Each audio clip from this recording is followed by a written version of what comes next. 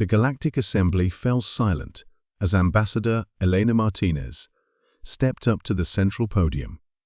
Her small human frame seemed insignificant amid the towering forms of the galaxy's apex predators, the insectoid Thraxians with their razor-sharp mandibles, the crystalline Nexarii whose bodies hummed with contained energy, and the massive Korthak warlords whose battle-scored swords of 1,000 conquered worlds. For 3 centuries, humanity had been considered the galaxy's diplomatic curiosity.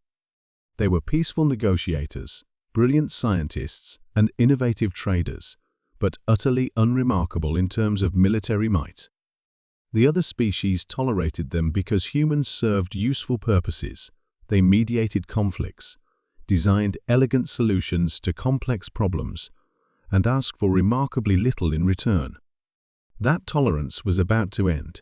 "Honored delegates," Martinez began, her voice carrying clearly through the vast chamber's translation matrix, "I stand before you today with a final warning. For 300 years, humanity has chosen restraint. We have watched your wars, mediated your conflicts, and absorbed your contempt with patience. Today, that patience ends." High Warlord Krax, of the Korthak hegemony, released a rumbling laugh that shook the chamber floor. His massive form, scarred from countless battles, dwarfed the human ambassador. "The mammals dare to threaten us? Your entire species couldn't conquer a single Korthak battle group." Martinez turned to face the warlord, and something in her expression made the laughter die in his throat. "You're about to learn why we've never had to try." The holographic display behind her flickered to life, showing what appeared to be routine shipping manifests and trade routes. To most observers, it looked like mundane commercial data. But as Martinez began to speak, the true horror of what they were seeing became clear. For the past 50 years, the Thraxian Empire has been buying medical supplies from Earth. Specifically, neurological enhancers that you've been using to improve your soldiers' reaction times. The display highlighted shipping records, showing massive quantities of biochemical compounds flowing from human colonies to Thraxian military installations. Queen Vesera of the Thrax hive mind clicked her mandibles impatiently. "Yes, your drugs are adequate. What of it?" "Those weren't performance enhancers," Martinez replied calmly. "They were neural mapping compounds. Every dose has been collecting detailed scans of Thraxian brain chemistry and transmitting the data back to us. We now have complete neurological profiles of your entire military caste." The Queen's compound eyes widened in sudden understanding, but Martinez wasn't finished.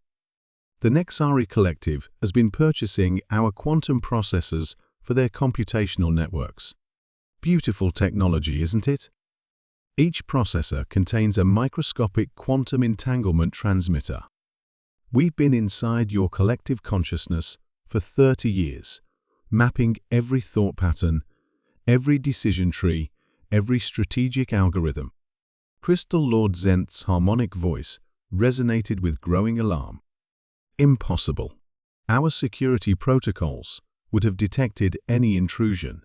"Your security protocols were designed by us," Martinez said simply. "The consulting firm that upgraded your systems 3 decades ago. A human front company. We wrote the back doors into the very foundation of your digital infrastructure." She turned to address the Korthak delegation. "And you, mighty warriors of the hegemony, have been purchasing our metallurgical compounds to strengthen your weapons and armor. Did you never wonder why human-enhanced steel performs so much better than anything you could produce yourselves?" Warlord Krax's scarred face had gone pale beneath his battle-marked hide. "You sabotaged our equipment?" "Quite the opposite. We made it better. Much better. But we also made it responsive to very specific electromagnetic frequencies that only human technology can generate. With a single broadcast from Earth, every weapon you've enhanced, every piece of armor you've strengthened, every ship hull you've reinforced will become as brittle as glass." The chamber erupted in chaos as the implications became clear. For centuries, humanity had been quietly infiltrating every major galactic power, not through conquest or espionage, but through the simple act of being helpful. They had offered their services freely, solved problems efficiently, and integrated themselves so thoroughly into galactic civilization that removing them would be like trying to remove their own circulatory systems. Dr. Chen Wei, director of Earth's Strategic Planning Division, watched the proceedings from her office, buried deep beneath the Himalayas. Around her, walls of screens displayed the real-time status of humanity's vast network of influence. Every trade agreement, every technological partnership. Phase 1 complete, reported her assistant, Colonel Sarah Kim. All major powers are now aware of their vulnerability. Chen nodded, her fingers dancing across holographic interfaces. Activate Phase 2. Let them see what we've really been building. Across the galaxy, hidden installations that had been dismissed as research stations or communications arrays suddenly revealed their true purpose. The scientific colonies that humans had established in seemingly worthless star systems began powering up massive weapons arrays that had been disguised as mining equipment. Trade ships that had been peacefully hauling cargo for decades opened their holds to reveal battle fleets that made the galaxy's most feared armadas look like children's toys. But the most terrifying revelation was yet to come. Ambassador Martinez continued her address to the stunned assembly. You've always wondered why humans seem so adaptable. Why we can breathe any atmosphere, survive any environment, integrate with any society. The truth is, we were designed for it. The holographic display shifted to show images of Earth's moon, not the barren rock that most species believed it to be, but a massive artificial construct riddled with technological marvels that defied conventional physics. Humanity is not native to Earth. We are the descendants of an ancient galactic civilization that your ancestors destroyed 50,000 years ago. But we learned from that destruction. We designed ourselves not for conquest, but for infiltration, for patience, for the long game. The revelation sent shockwaves through the assembly.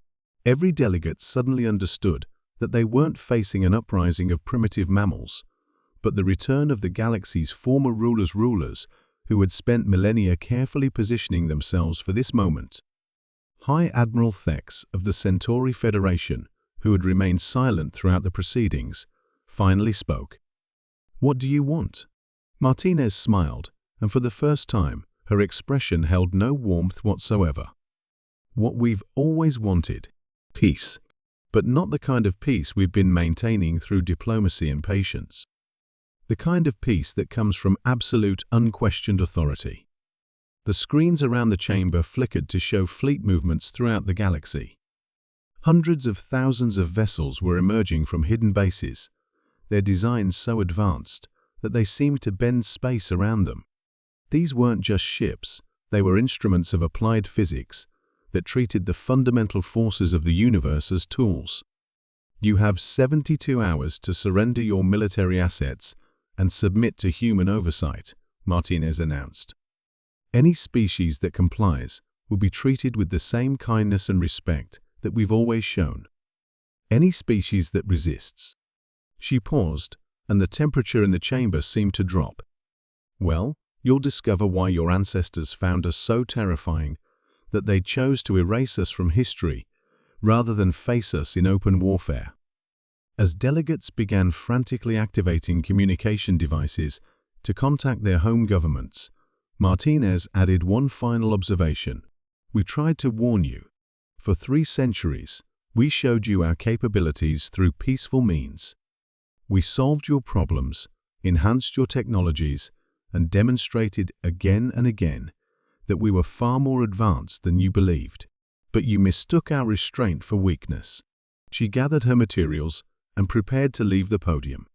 "That was your first mistake. And thanks to our patience, it will be your last." The galaxy had 72 hours to learn what Earth had been trying to teach them all along. Sometimes the most dangerous enemy is the one who seems the most helpful. Humanity hadn't been hiding their strength, they had been demonstrating it in ways too subtle for their would-be conquerors to recognize. The age of restraint was over. The age of human dominion had begun.